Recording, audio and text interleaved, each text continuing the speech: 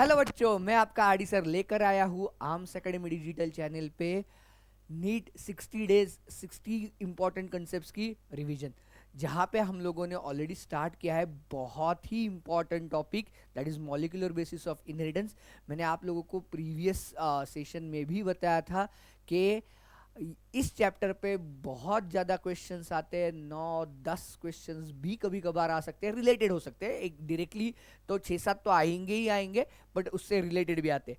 तो हमने previous video में देखा हुआ है कि डीएनए के बारे में, स्ट्रक्चर ऑफ डीएनए देखा, हमने उसका पैकेजिंग देखा, उसके कुछ इंपॉर्टेंट पॉइंट्स देखे, प्रॉब्लम्स भी सॉल्व किए, बराबर है, ये सब कुछ किया है। अब हम इस चैप्टर का नेक्स्ट पार्ट देखते हैं कि लाइक जहाँ पे हम कुछ एक्सपेरिमेंट्स हुए थे, जिन एक्सपेरिमेंट्स की लिस्ट यहाँ पे हम लोगों को दी है कि when the there was a hunt for the genetic material, like सब लोग ढूंढ रहे थे कि ये जेनेटिक मटेरियल क्या है। मैं बता रहा हूँ ना कि आपको कल से ये एक स्टोरी है बच्चों, ये सिर्फ एक चैप्टर नहीं है। चैप्टर में तो आपको नीट के लिए इंपॉर्टेंट डिटेल्स आएंगे, वो तो हम लोग कर रहे हैं, पर आप इसको ये पूरे एज अ स्टोरी की तरह देखो तो बहुत इंटरेस्टिंग चैप्टर बन जाता है। अदरवाइज ना आपको लगता है चैप्टर बहुत हेवी है, इस पे बहुत क्वेश्चंस है। हाँ, क्वेश्चंस तो आएंगे बच्चों, इतना इंपॉर्टेंट चैप्टर है ही है, बट इसको एज अ स्टोरी देखोगे ना तो बहुत अच्छा लगेगा आप लोगों को कि ये समझने में भी बहुत इजी हो जाएगा। तो हमने कल डीएनए का स्ट्रक्चर तो देखा था, हाँ, उसका पैकेजिंग देखा, पर उसके पीछे जाकर थोड़ा सा हम देखेंगे ना तो लाइक दुनिया भर में ऐसे चल रहा था कि कुछ ना कुछ यहाँ से जैसे मेंडल के बारे में हमने कल बात की थी, प्रीवियस वीडियो में बात की थी कि मेंडल ने बताया था कुछ फैक्टर्स है। अब ये फैक्टर्स क्या है, जैसे क्या लाइक एक ऑर्गेनिज्म से दूसरे ऑर्गेनिज्म की तरफ चला जाता है, जिसकी वजह से हम बोलते हैं कि इनहेरिटेंस होता है, जो हमें मेंडल ने बताया था ना, जिसके बारे में मेंडल बात करता था, इनहेरिटेंस, याद है वो क्या है, ये हम देखने की कोशिश कर रहे थे। तो ये सब कुछ चल रहा था तब ना बहुत सारे साइंटिस्ट आए, सब सारे लाइक लोगों ने कंट्रीब्यूट किया, and eventually we have understood that हाँ, like these are the material which are responsible for the inheritance basically. चलो एक एक चीज देखते हैं जो आपके लिए सबसे इंपॉर्टेंट होगी, उसको मैं हाईलाइट करके रखता हूँ जो एनसीईआरटी में है, और जो कंसेप्चुअल चीजें हैं मैं आपके सामने बता देता हूँ। चलो, even the discovery of nuclein by the Miescher, हम लोगों ने प्रीवियस वीडियो में दिखा था, फ्रेडरिक माइस्चर करके मैंने नाम बताया था, and the proposition of principles of inheritance by Mendel were almost at the same time, but that the DNA acts as a genetic material took a long to be discovered by 1926। देखो ये year important है कुछ, आपको इस पे question आ रहे हैं। The quest to determine the mechanism for genetic material had reach to the molecular level. देखो इनिशियली हम लोग उसको ऑर्गेनेल लेवल पे देख रहे थे, बट वहां पे हम लोगों को पता चला कि यहाँ पे कोई डेफिनेट आंसर नहीं आ रहा है, या फैक्टर का मतलब क्या होता है ये वहां तक समझ में नहीं आया था। तो अब लोग आ गए मॉलिक्यूलर लेवल पे कि मॉलिक्यूल्स पे देखते हैं कि क्या इनहेरिट होता है। तब तक थोड़ा बहुत protein, nucleic acids, like carbohydrates, इनके बारे में पता चल चुका था केमिकल एनालिसिस से।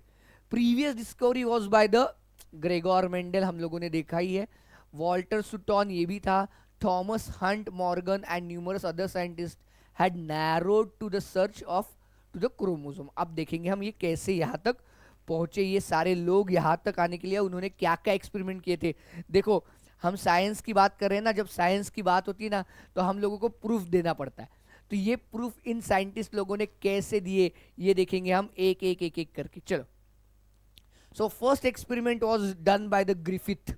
हाँ, ये बहुत ही इंटरेस्टिंग एक्सपेरिमेंट, छोटी कुछ चीजें रही है, मैं आपके लिए कुछ चीजें लिखकर भी समझाने वाला हूँ।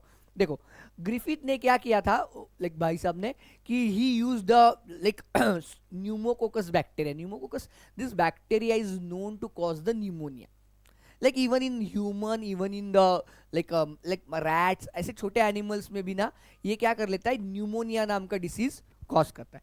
तो उसकी कौन सी लाइक कौन सा बैक्टीरिया था, स्ट्रेप्टोकोकस न्यूमोनी नाम का ये बैक्टीरिया उन्होंने यूज किया था। अब उनमें ऑब्जर्वेशन उन्होंने क्या किया था, देखो लाइक वो बहुत इंटरेस्टिंग है। लाइक उनकी दो, लाइक ये स्ट्रेप्टोकोकस न्यूमोनी की दो स्ट्रेन्स होती है, दो वैरायटीज है, बराबर, दो वैरायटीज है, स्ट्रेन्स बुलाते हैं हम बायोलॉजी में, लेमैन्स लैंग्वेज में उसको वैरायटी बुला सकते हो। The first strain is S S strain and another strain is R strain. मतलब क्या, देखो अगर when you grow this bacteria on a petri plate, हाँ मतलब कैसे दिखाता हूँ, ये पेट्री प्लेट है सपोज, ये दोनों तरफ निकाल लेता हूं मैं। मतलब होता क्या है, मैं आप लोगों को एक बार समझाता हूँ, ये दोनों डिस्टिंग्विश कैसे, देखो bacteria single level, single cellular level पे तो डिस्कवर करना बहुत मुश्किल हो जाता है। तो उन्होंने क्या देखा था, देखो लाइक बैक्टीरिया सेम है पर उसकी दो वैरायटीज है, दो स्ट्रेन्स है। एस स्ट्रेन जब लाइक पेट्री प्लेट पे ग्रो होती है तो उनकी कॉलोनीज होती है ना वो बहुत ही स्मूथ होती है। मैंने नीचे भी दिखाया पर नीचे ना थोड़ा अलग तरीके से दिखाया मैंने। यहाँ पे देखो ये पेट्री प्लेट पे ये ऐसे स्मूथली ग्रो कर रही है, उसकी बॉर्डर देखो क्लीन है। और वही उसकी दूसरी स्ट्रेन है जो पेट्री प्लेट पे ग्रो होती है, तो that appears as a rough, it appears as a rough. देखो ये वेवी है, रफ है, दिख रही है आप लोगों को। सो ऐसे उनकी ग्रोथ होती है। तो आप लोगों को दिख रहा है बाहर से कैसे पता चलेगा बैक्टीरिया को देखकर, बैक्टीरिया सिंगल सेल को देखकर। ये 1928 की बात करें, इलेक्ट्रॉन माइक्रोस्कोप अभी आया भी नहीं था, जो कुछ चल रहा था वो सब कुछ नॉर्मल कंपाउंड माइक्रोस्कोप पे चला था। तो वहां देखने के लिए पेट्री प्लेट पे ग्रो करके उन्होंने देखा कि स्ट्रेप्टोकोकस न्यूमोनी में ही दो वैरायटीज दिख रही है, एक एस स्ट्रेन है, एक आर स्ट्रेन है। अब जब उन्होंने उनका कैरेक्टराइजेशन किया, थोड़ा सा उसको और स्टडी किया, तो उनको ये पाया गया S strain is virulent. Virulent मतलब that has ability to cause the disease. That has ability to cause the disease, and this is because of the like ये smooth क्यों है, because of presence of mucus और polysaccharide coat। उसके ना बाहर से उनको ना एक mucus और polysaccharide coat होता है। R strain is avirulent, that is non pathogenic। इससे किसी को डिसीज नहीं होगा, आर स्ट्रेन से डिसीज नहीं होगा, किसी को न्यूमोनिया नहीं होगा। एस स्ट्रेन से होगा, it is virulent, and R strain is avirulent और नॉन पैथोजेनिक है। ये बात समझ में आ गई। ये पहले ये समझ लो आपको कि ये कैसे दिख रही है। ये एक बार समझ में आया ना तो आपको आगे का भी बहुत इजी समझ में आ जाएगा। जब हम नेक्स्ट एक्सपेरिमेंट्स के बारे में बात करने वाले, तब आपको समझने के लिए बहुत इजी हो जाएगा, अदरवाइज आपको थोड़ा सा दिक्कत आ सकती है। तो दो चीजें समझ में आई, एक एस स्ट्रेन पेट्री प्लेट पे ऐसे लिख दिखेगी, आर स्ट्रेन ऐसे दिखेगी। S strain is virulent, that is disease causing, pathogenic करके भी मैं लिख सकता हूं इसको, पैथोजेनिक। अब इतना तो सबको समझ में आता है पैथोजेनिक का मतलब क्या होता है, दैट इज इसकी वजह से न्यूमोनिया होगा, एंड ये नॉन पैथोजेनिक।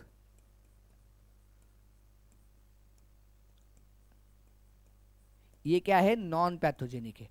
हाँ ये पैथोजेनिक थी, ये नॉन पैथोजेनिक है, आर स्ट्रेन। हाँ ये समझ लो क्योंकि इस पे ही अगला एक्सपेरिमेंट का पार्ट ना बहुत ही ज्यादा इंपॉर्टेंट है। देखो अब पहले क्या किया, देखो उन्होंने like he took a mice and took the both the strains of streptococcus pneumoniae. तो उन्होंने सबसे पहले ली एस स्ट्रेन, दे इंजेक्टेड और the Griffith injected this S strain into the healthy mice. सारे माइस सेम ही थे, मतलब सेम मतलब एक ही नहीं, सेम तरीके से थे, हेल्दी थे, सब कुछ थे। तो उन्होंने और ऑब्जर्व किया कि एस स्ट्रेन से बैक्टीरिया निकालकर अगर हम माइस में डालते हैं तो कुछ दिनों बाद mice died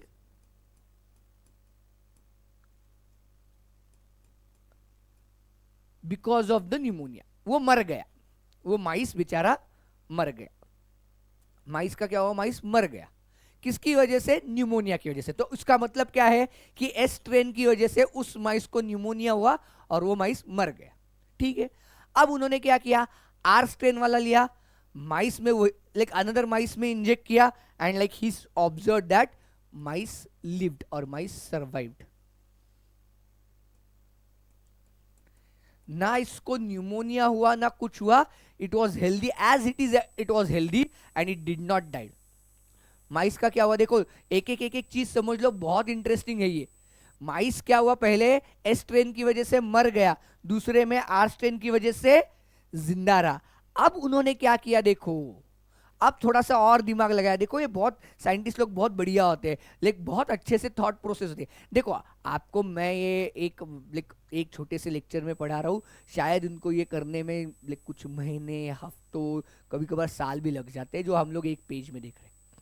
Now what he did, he took the S strain, उस स्ट्रेन को पहले हीट किल किया, अच्छे से हीट किया, अच्छे से मतलब बहुत अच्छे से हीट किया, and like that. Now the heat killed part that was injected into the mice and the mice lived.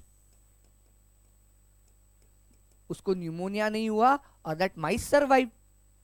माइस को कुछ नहीं हुआ, माइस लिव्ड और माइस सर्वाइव्ड, उसको न्यूमोनिया भी नहीं हुआ. तो यहां तक उनको क्या समझ में आया? अगर हम लिविंग एक स्ट्रेन देते हैं तो माइस मर जाता है, हम लिविंग आर स्ट्रेन देते हैं तो माइस जिंदा रहता है, हम हीट किल्ड स्ट्रेन देते हैं, एस स्ट्रेन का लाइक स्मूथ स्ट्रेन का हीट किल सस्पेंशन अगर इंजेक्ट करते हैं तब भी माइस सर्वाइव कर लेता है. ठीक है, अब आए देखो heat killed strain and live R strain, इन दोनों का उन्होंने मिक्सचर किया. अब टेक्निकली क्या एक्सपेक्टेड है देखो, हीट किल स्ट्रेन से माइस जिंदा रहता है, आर स्ट्रेन से तो माइस जिंदा रहता है, तो माइस जिंदा रहना चाहिए ना. But to surprise this mice died. ये माइस क्या हुआ?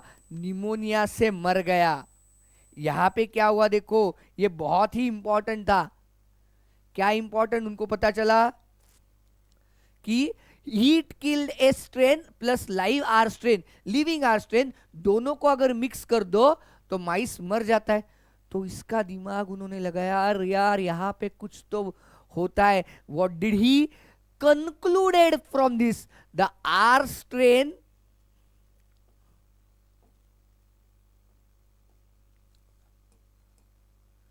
बच्चों, ये आर स्ट्रेन थी, लिविंग आर स्ट्रेन थी ना, that has transformed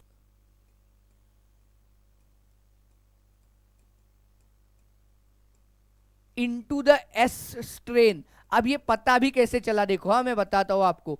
उन्होंने क्या किया, ये जो माइस मर गया ना, ये लास्ट वाला, हाँ उसमें से ये सारे बैक्टीरिया निकाल कर ले लिए, हाँ जिस बैक्टीरिया की वजह से उसको निमोनिया, और उसको जब पेट्री प्लेट पे ग्रो किया तो it appear to be smooth colonies. उसकी कॉलोनीज कैसे दिखाई दी? स्मूथ दिखाई दी. So R strain bacteria had been transformed into the R strain, and this is because of the heat killed strain. Heat killed strain. ये देखो क्या बन गई, तो ये बन गई एस स्ट्रेन बन गई हीट किल के बाद. मतलब आर स्ट्रेन बैक्टीरिया किसमें कन्वर्ट हो गए या ट्रांसफॉर्म हो गए? लाइक एस स्ट्रेन में. और इसी को बुलाते हैं हम लोग ट्रांसफॉर्मिंग प्रिंसिपल. हाँ, इसको क्या बुलाएंगे हम? ये देखो ट्रांसफॉर्मिंग, आपको बहुत बार क्वेश्चन आता है ट्रांसफॉर्मिंग प्रिंसिपल पे.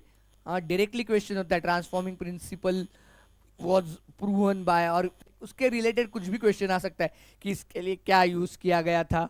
हाँ तो ये ट्रांसफॉर्मिंग प्रिंसिपल है.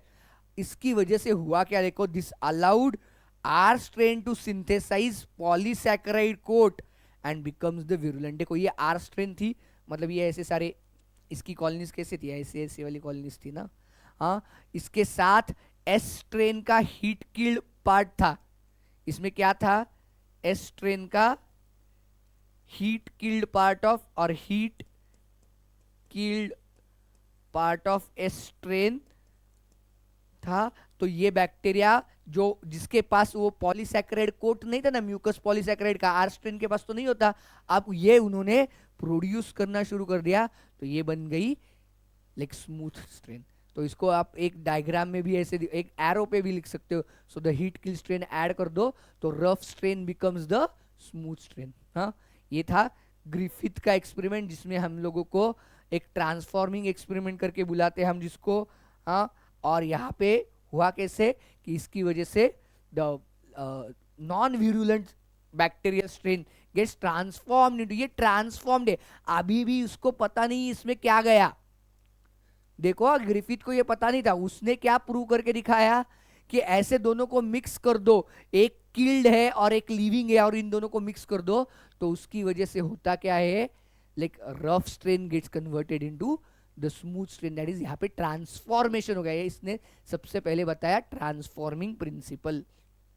आई बात समझ में? देखो यहां तक तो हो गया. हाँ मतलब यही है. देखो लाइक ही कंक्लूडेड दैट, यहाँ पे क्वेश्चन आता है इसलिए मैंने इसको वैसे ही रखा है. He concluded that R strain bacteria had somehow been transform. ये बहुत बार यहाँ पे म्यूटेटेड करके वर्ड डालते. हाँ, ये म्यूटेटेड नहीं है, ये transform by the heat kill strain bacteria some transforming principle. उसमें क्या सब्सटेंस गया ये उसको मालूम नहीं था, एंड उसने सिर्फ इतना बताया, this must be due to the transfer of genetic material.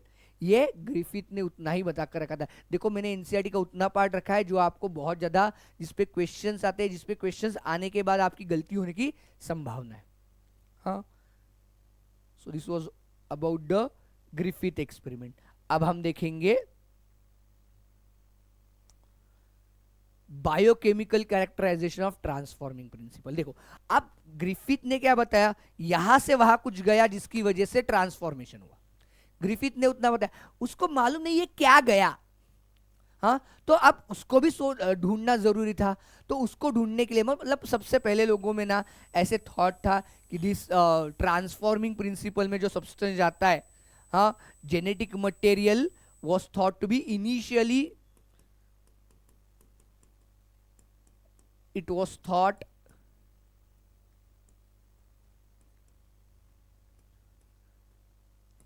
that genetic material is protein.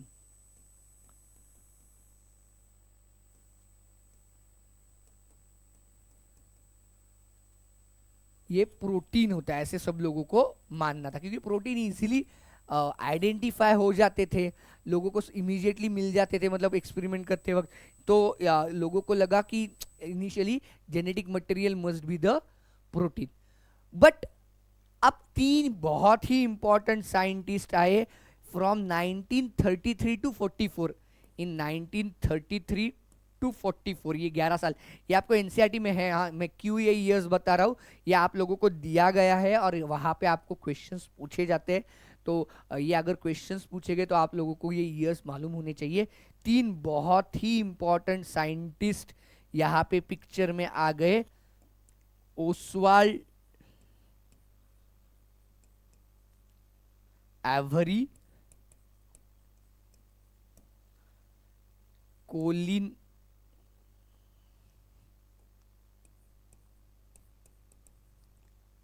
MacLeod,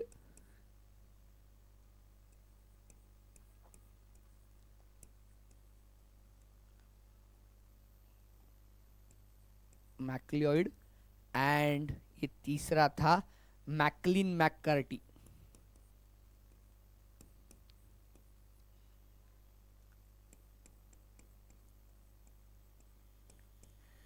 generally आप इनको ना Oswald like Avery MacLeod McCarty ऐसे करके जानते हो। इन तीनों ने एक्सपेरिमेंट किया and like they started proving that कि लाइक जेनेटिक मटेरियल या जो ट्रांसफॉर्मिंग प्रिंसिपल का मटेरियल है वो प्रोटीन है कि नहीं, ऐसे देखने के लिए इन्होंने एक्सपेरिमेंट करना शुरू कर दिया। तो इन्होंने एक्सपेरिमेंट कैसे किया हम लोग समझ लेते हैं। देखो उन्होंने सबसे पहले क्या किया, देखो like they took the heat killed strain, जो ग्रिफिथ ने यूज की थी वही उन्होंने क्या की, हीट किल्ड एस्ट्रेन यही यूज की, क्योंकि इसी के वजह से ट्रांसफॉर्मेशन हुआ, ऐसे ग्रिफिथ ने प्रूव करके दिखाया था। हाँ, उन्होंने क्या किया, ये हीट किल एस्ट्रेन ली उस जिसके वजह से ये हुआ था। और उन्होंने क्या किया, देखो 4 अलग अलग टेस्ट ट्यूब ली,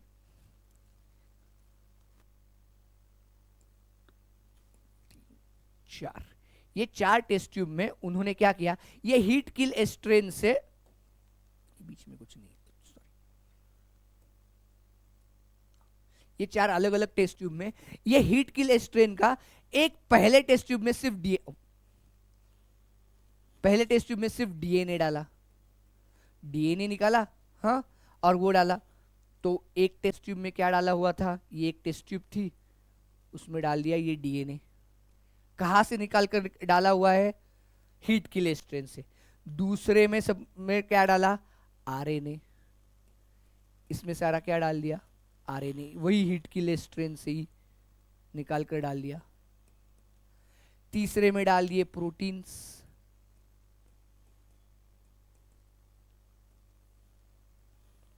तीसरे में डाल दिए प्रोटीन्स और चौथे में डाल दिए कार्बोहाइड्रेट्स, चौथे में डाल दिए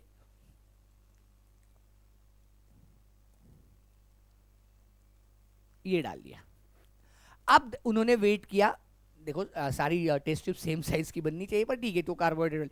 अब उन्होंने इसमें से सॉल्यूशन निकाल के पेट्री प्लेट पे डाला, सबसे पेट्री प्लेट पे डाल दिया, सब जगह पे, यहां पे, and they waited for the growth of bacteria. अब उनको क्या पाया गया देखते, कार्बोहाइड्रेट में, हाँ, जो कार्बोहाइड्रेट में मतलब उन्होंने ये, बट ऑब्वियसली ना कि लाइव आर स्ट्रेन के साथ मिक्स करने के बाद ये इसमें ये तो है, पर इसमें और भी है, लाइक सब टेस्ट ट्यूब में लाइव आर स्ट्रेन है, हाँ, ये भूलो मत, लाइव आर स्ट्रेन है सब में, सिर्फ हीट किल डाल के नहीं होगा, ये सब में है, ये तो सब में है, ये तो है ही, और सब लोगों में ऑलरेडी इस टेस्ट ट्यूब में लाइव आर स्ट्रेन है। और अब उन्होंने उसका लाइक थोड़ा थोड़ा पोर्शन निकाल के उन्होंने पेट्री प्लेट पे ग्रो करना शुरू करवा दिया। तो ये लाइव आर स्ट्रेन जो थी उसके साथ पहले टेस्ट ट्यूब में डीएनए मिक्स हुआ, दूसरे टेस्ट ट्यूब में आरएनए मिक्स हुआ, किससे निकाला हुआ, हीट किल स्ट्रेन से, एस्ट्रेन से प्रोटीन हुआ और कार्बोहाइड्रेट। तो कार्बोहाइड्रेट में जब ग्रो हुई तब ये आर की आर ही रहेगी, मतलब ये ऐसे ही होगी। इनका ऑब्जर्वेशन क्या था, ये आर स्ट्रेन बन गई। ये प्रोटीन भी डाला था तब भी R strain grew as a R strain, RNA डाले थे तब भी R strain grew as a R strain उन्होंने। बट उनको पाया गया जिस टेस्ट ट्यूब में डीएनए डाला था हीट किल एस्ट्रेन से, वहां की कॉलोनीज कैसी थी, स्मूथ। तो उनको क्या पता चला, दिस इज ट्रांसफॉर्म्ड, ये क्या हुआ, इसका ट्रांसफॉर्मेशन होगा, ये ट्रांसफॉर्म हो चुकी थी, ये ट्रांसफॉर्म हो चुकी है, और ये बाकी की जैसे थी वैसे ही रह गई, जैसे थी वैसे ही रह गई। हाँ, ये यहां तक समझ में आया। और इसको और ज्यादा अच्छे से एक्सप्लेन करने के लिए उन्होंने और एक एक्सपेरिमेंट की एडिशन करवाई। देखो उन्होंने क्या कर लिया, हीट किल्ड एस्ट्रेन लाइसेट लिया, एस्ट्रेन का लाइजेट लिया, सेल लाइजेट बुलाते हैं जिसको, लाइजेट बुलाओ या सेल लाइजेट बुलाओ सेम ही है। ये लाइजेट लिया, वापस 4 टेस्ट ट्यूब अपनी, थोड़ा अलग तरीके से इसको एक्सपेरिमेंट करवाया गया।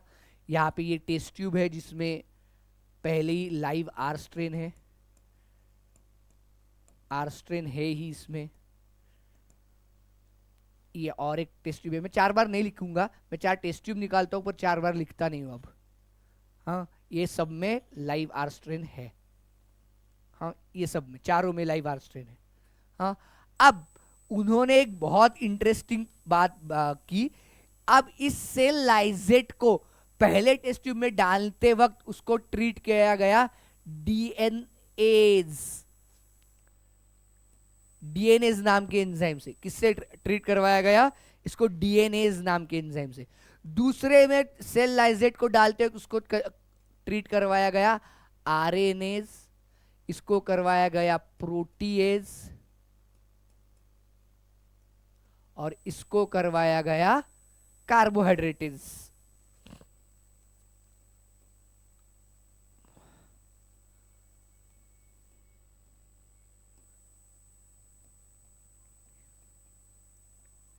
इनको करवाया कार्बोहाइड्रेटेज। अब देखो आपको एंजाइम के नाम से पता चल जाएगा, DNAs will act only on the DNA, RNase will act only on the RNA, protease will act on the only on the proteins and carbohydrates will act only on the carbohydrates। अब देखो वापस इन्होंने इनको ना petri plate पे grow करवाया, ये अपनी 4 पेट्री प्लेट नीचे की, 2 3 4। अब देखो इनको क्या पाया गया, when they the cells grew, उसके बाद उन्होंने देखा यहां पे स्मूथ, यहां पे भी स्मूथ, यहां पे भी स्मूथ, और यहां पे मतलब आर, सिर्फ यहां पे आर स्ट्रेन। आप इसका मतलब क्या हुआ, इसका इंटरप्रिटेशन बहुत इजी इंपॉर्टेंट है। देखो आप यहां देखते हो, जब डीएनए डाला, आरएनए डाला, प्रोटीन डाला, कार्बोहाइड्रेट डाला डायरेक्टली, तो आरएनए से रफ, प्रोटीन से रफ, कार्बोहाइड्रेट से रफ, सिर्फ डीएनए से स्मूथ स्ट्रेन मिली। जब हीट किल सेल लाइजेट लिया, मतलब उसका सॉल्यूशन लिया और उसको डीएनए से ट्रीट किया तो rough, but RNA proteases and carbohydrate से स्मूथ मिली। इसका मतलब क्या है देखो, जब एस स्ट्रेन के लाइजेट का डीएनए के साथ इंटरेक्शन हुआ, मतलब उसने क्या किया, डीएनए को कट करके उसको डिग्रेड कर दिया, हाइड्रोलाइज कर दिया, उसको इनएक्टिवेट कर दिया, तब ट्रांसफॉर्मेशन नहीं हुआ। यहां पे ट्रांसफॉर्मेशन वाज सीन, इस पे क्या हुआ, ट्रांसफॉर्मेशन हो गया, इन सब में ट्रांसफॉर्मेशन हो गया। सिर्फ इसमें नहीं हुआ, क्यों, क्योंकि उसमें डीएनए बचा ही नहीं। तो अब ये दोनों एक्सपेरिमेंट को जब आप एक साथ कोरिलेट करते हो, तब आप लोगों को क्या पता चलेगा, the transforming principle was DNA. Like इसका जो प्रूफ था, ये एवरी मैकलर्ड मैककार्टी ने इन्होंने क्या बता दिया कि यस, यहाँ पे जेनेटिक मटेरियल डीएनए ही हो सकता है, तभी जाकर ये क्या हो सकता है कि ट्रांसफॉर्म हो सकता है, अदरवाइज इसका ट्रांसफॉर्मेशन पॉसिबल नहीं है। ये इनके एक्सपेरिमेंट से प्रूव हुआ, ये दोनों एक्सपेरिमेंट से, एक सिर्फ एक्सपेरिमेंट काफी नहीं था। अब मैं तो और बताता हूं कि ये भी इतना काफी नहीं था, मतलब लोगों ने तो ये एक्सपेरिमेंट एक्सेप्ट कर लिए, उन्होंने देख लिया कि ठीक है ये होता है, आप बोल रहे हो कि डीएनए की वजह से, पर अभी भी इसका अनइक्विवोकल, मतलब जिसके बाद कोई भी डिस्प्यूट नहीं रहेगा, ऐसा अनइक्विवोकल प्रूफ अभी तक मतलब आना बाकी था। वो हम नेक्स्ट एक्सपेरिमेंट में देखेंगे। ये देखो, ये आप लोगों को यहाँ पे दिया है biochemical characteristics of transforming principle. ये देखो, like Avery MacLeod and McCarty 1933 to 44, ये 10 साल दिए हुए। मैंने आप लोगों को 5-6 मिनट में पूरा उनका एक्सपेरिमेंट समझाया, पर उनको करने में इतने साल लगे। अब यहाँ पे देखो, they purified the biochemicals, that is proteins, DNA, RNA from the heat kill S to see which one could transform the R cells, leaving R cells into the S cell. They discovered that DNA alone from S bacteria caused the R bacteria to become the transform. यहाँ पे actually लोगों को मानना चाहिए था कि हाँ ठीक है यहीं पे है, बट यहाँ पे उन्होंने लाइक साइंटिस्ट होते हैं, उनको सारा प्रूफ दिए बिना मतलब उनको भी चैन नहीं आता, तो उन्होंने भी यहाँ पे छोड़ा नहीं है एक्सपेरिमेंट। देखो बच्चों, कितना अच्छा से काम किया था। उसके बाद उन्होंने वो एंजाइम्स वाला काम किया, और उसके बाद देखो यहाँ पे एक बहुत इंपॉर्टेंट है, digestion with DNAs did inhibit transformation, suggesting that DNA cause the transformation. जब सिर्फ डीएनए आरएनए लिया था तो डीएनए की वजह से हुआ, जब डीएनए को डिग्रेड किया गया, जब डीएनए को ट्रीट किया गया, तब ट्रांसफॉर्मेशन नहीं हुआ। तो जिसकी वजह से हुआ और किसकी वजह से नहीं हुआ, ये दोनों को जब हम लोगों ने कंपेयर किया, तब हम लोगों को पता चला। यहाँ पे एक इंपॉर्टेंट क्वेश्चन है, देखो, can you think of any difference between the DNA and DNAs. सबसे पहले, डीएनए इज अ पॉलीन्यूक्लियोटाइड, इसका बायोकेमिकल नेचर अलग ही है, and DNA is a protein, it is an enzyme. यही एक सबसे इंपॉर्टेंट डिफरेंस है। हाँ, ये देख लेना बच्चों, बहुत ही इंपॉर्टेंट है।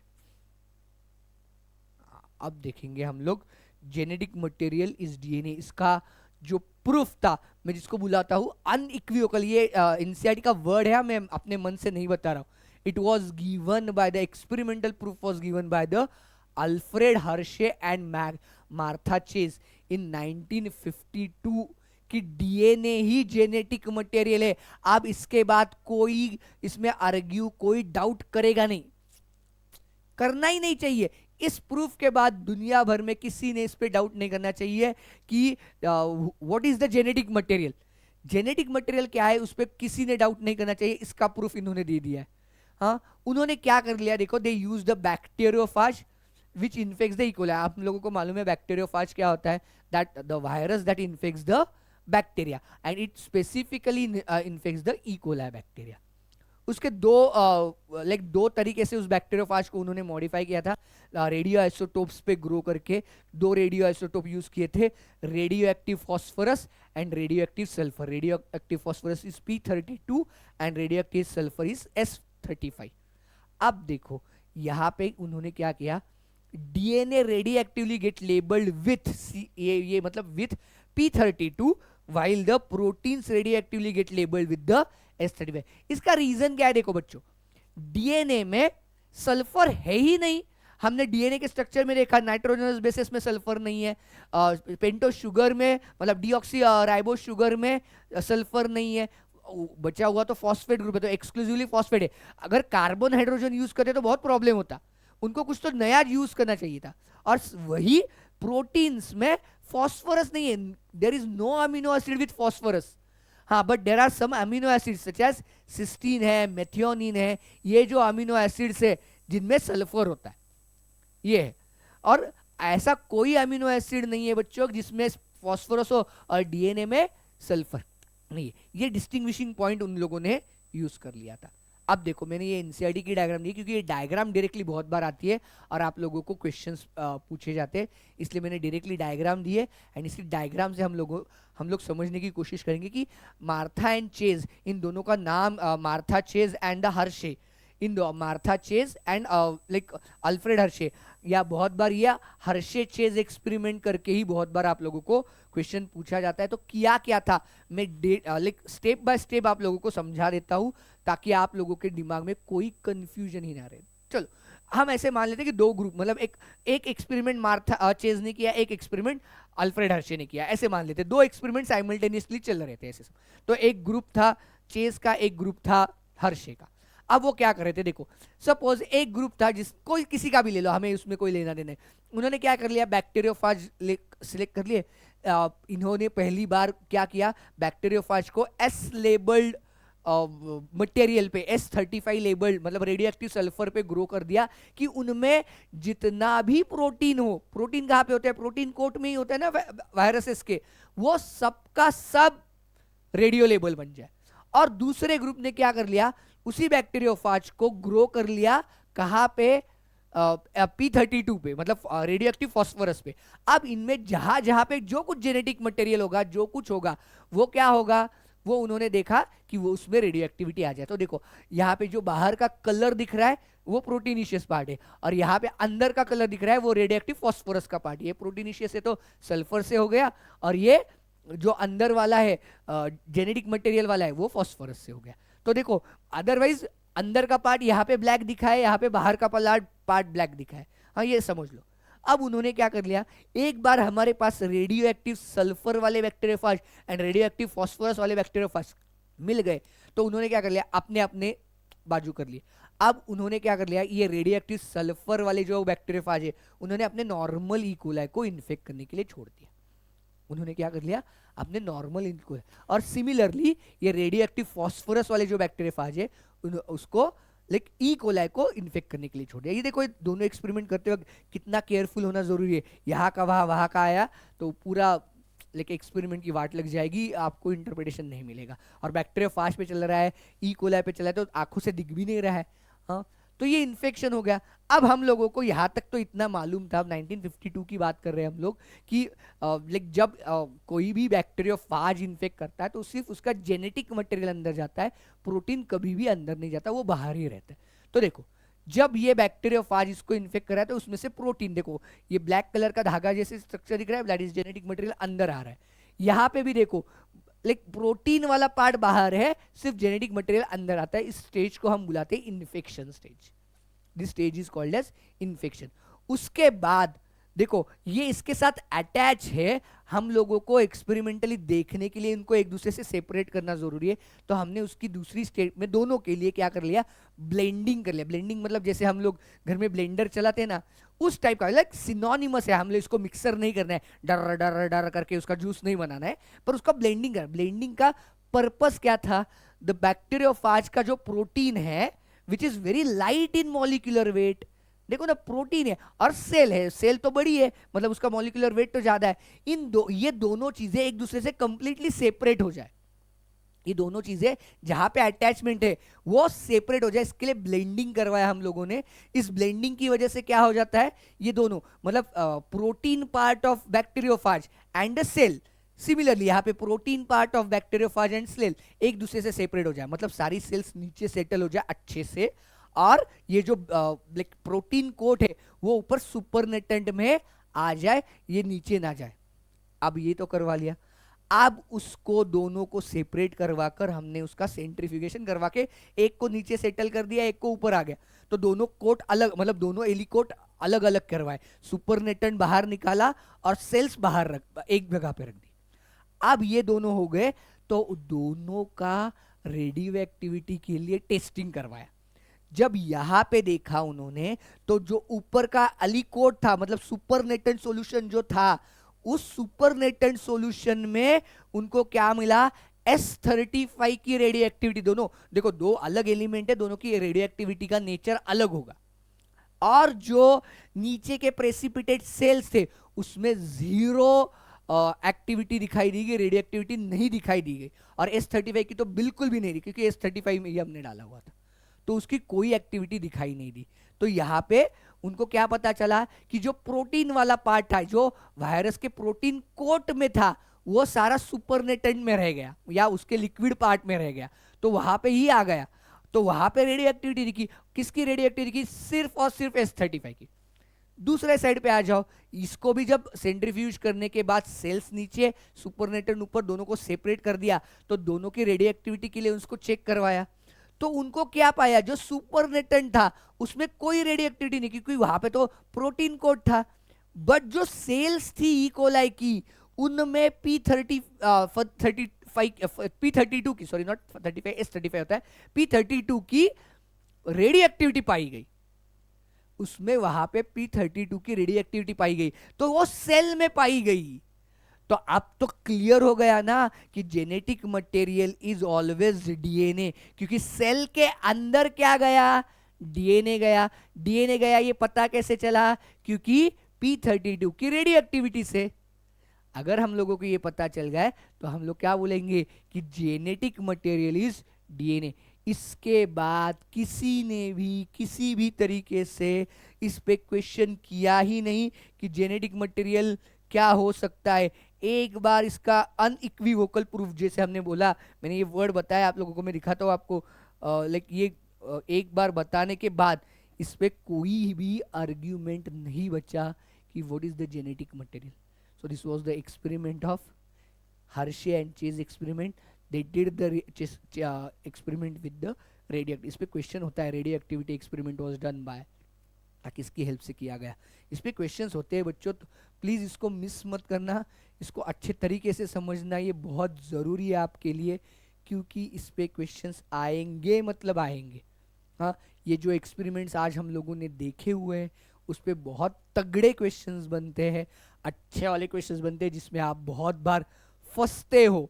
हाँ, ये आपको फंसना नहीं है। पहला एक्सपेरिमेंट हम लोगों ने देखा ग्रिफिथ वाला, जहाँ पे उसने पहले ट्रांसफॉर्मिंग प्रिंसिपल के बारे में बात की। दूसरा एक्सपेरिमेंट हम लोगों ने देखा कि हमने एवरी मैकलर्ड मैककार्टी ने, जहाँ पे उन्होंने बायोकेमिकल नेचर देखा with the help of heat kill strain and living R strain. और थर्ड एक्सपेरिमेंट हम लोग देख रहे थे कि जो जहाँ पे Martha Chase and Alfred Hershey, इन दोनों साइंटिस्ट ने अनइक्विवोकल प्रूफ दिया कि genetic material is DNA only, it is not RNA, it is not a protein. देखो आरएनए तो लाइक बहुत पहले ही लोगों ने इस रेस से बाहर निकाला गया था, लोगों को इमीडिएटली पता चल चुका था RNA is not a genetic material. पर उनको अभी भी प्रोटीन और डीएनए में लोगों को डिस्प्यूट्स चल रहे थे, लोग मानने के लिए तैयार नहीं थे, लोगों को लगता था प्रोटीन ही जेनेटिक मटेरियल है, बट प्रोटीन नहीं है। ये इस एक्सपेरिमेंट से एक फुल एंड फाइनली प्रूव हो चुका। उसके बाद किसी ने भी इस पे आर्ग्यूमेंट नहीं करवाई। देखो, एक आधे घंटे का वीडियो है यही, ये एक वीडियो आपके ऑलमोस्ट एनसीईआरटी के लाइक 7 से 8 पेजेस है, जहाँ पे आप लोगों को पढ़ कर समझना पड़ेगा, जहाँ पे बीच में वो जो एवरी मैकलर्ड मैककार्टी के एक्सपेरिमेंट की डायग्राम के साथ मैंने एक्सप्लेन किया है, ये एक वीडियो देखोगे आपका काम कंप्लीट हो जाएगा। इस पे आने वाला कोई क्वेश्चन आपका गलत नहीं होगा। हाँ, इस पे और एक टाइप का क्वेश्चन आता है रेडियो एक्टिव मटेरियल के लिए। हाँ, तो रेडियो एक्टिव मटेरियल वाला जो क्वेश्चन आएगा तो आप लोगों को समझना जरूरी है, this was by the like Hershey and चीज। हाँ, ये 3 स्टेप्स याद रखो। पहली स्टेप है infection, second step is blending, third step is centrifugation. हाँ, प्लीज भूलना नहीं बच्चों, ये बहुत जरूरी है, इस पे क्वेश्चंस बनते हैं, रेगुलरली पूछे जाते हैं। So thank you very much, मिलते हैं नेक्स्ट लेक्चर में, जहाँ पे मैं और भी इंपॉर्टेंट चीज़ें आपको एक्सप्लेन करने वाला हूँ।